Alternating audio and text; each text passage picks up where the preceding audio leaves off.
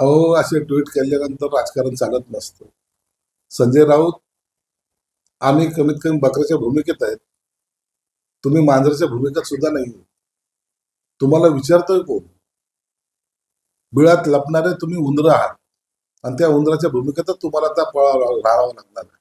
म्हणून आमच्यावर कितीही ट्विट केलं, आमच्यावर काही केलं, तर आमचं अस्तित्व, जी घोषणा एकनाथ शिंदे साहेबांनी विधानसभेत केली होती, 40च्या पेक्षा एकही आमदार कमी झाला तर शेती करायला जाईल. आज त्यांनी 60 आणलेत आणि तुमचे असलेले आमदार कुठे गेलेत हे थोडं लक्षात घ्या. मग इतरांवर टीका करा. एकनाथ शिंदे हे तुम्हाला पुरून उरलेले आहेत, हे अख्खा महाराष्ट्र जाणतो. त्यांनी याचं उत्तर देताना असं म्हटलं की महाराष्ट्रातला एक बकरा आहे आणि तो बकरा खाटकाच्या लाकडावर उभा आहे. त्या बकऱ्याला उभं केलेलं आहे आणि सांगितलेलं आहे, फार शांतपणा केला तर मारू, असं दिलीप या बकऱ्याच्या कानात सांगितलेलं आहे. संजय राऊतला इतरांवर टीका करण्यामध्ये काय आनंद बोलतो माहित नाही. आम्ही लाकडाच्या याच्यावर उडक्यावर उभे आहोत, कशावर? तुला काय करायचं काय? आमच्या ताकदीचा अंदाज आला नाही का आणखी? आम्ही ठरवलं तर काय करू शकतो हे तुम्हाला दिसलं नाही का चित्रात?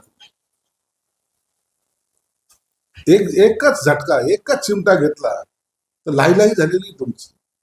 तुम्हाला नेस्ता नाबूद केलंय आम्ही.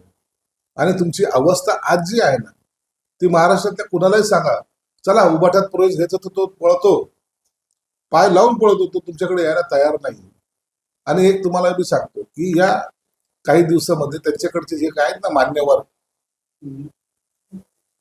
जे यांना कंटाळलेले, यांच्या जाचाला कंटाळलेत ना, त्या सर्व मान्यवरांचा प्रवेश आम्ही शिवसेनेत करणार आहोत. उद्धव ठाकरे लोकांच्या दौऱ्यावर चालले तर नारायण राणेंनी असा निर्णय दिला आहे व्यावसायिकांना की दौऱ्यावर आले कोंबड्या वगैरे मासे वगैरे सगळं.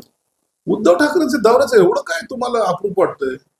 हे कधीतरी वर्ष 6 महिन्यातून असं एखादा फेरी मारत असतं. आपली 10 मिनिटाचा दौरा, अर्ध्या तासाचा दौरा हा त्याचा ठरलेला प्रोग्राम असतो. जाणे, एक मेळावा घेणे, निघणे. अरे पक्ष कसा चालवायचा कमीत कमी त्या शरद पवार साहेबांकडून तरी शिका. तुम्ही ज्यांना नावं ठेवता ना त्या एकनाथ शिंदे साहेबांकडून शिका. दौरे कसे असतात हे फक्त फार दिवस झालेले, आता घरात बसून करमत नाही म्हणून काढलेले दौरे. आणि ह्या दौऱ्याला तसा कोणताही अर्थ नाही. तुम्ही पाहाल त्या दौऱ्याचं, जर तुम्ही जेव्हा चॅनलवाले जेव्हा शूट करतील त्या टायमाला तुम्हाला कळेल त्यांना मिळालेला रिस्पॉन्स कसा आहे. मासे मटण बंदच ठेवलं पाहिजे. असे जातात ते. हा संजय राऊत जाऊन नाशिकला मटण खातो, आता हे कोकणात जाऊन मासे खातील. दुसरं काय राहिलं यांच्याकडे? रायगडच्या पालकमंत्री पदावर आज अमित शहा जेवायला प्रश्न सुटेल का रायगडच्या मंत्रिपदाचा?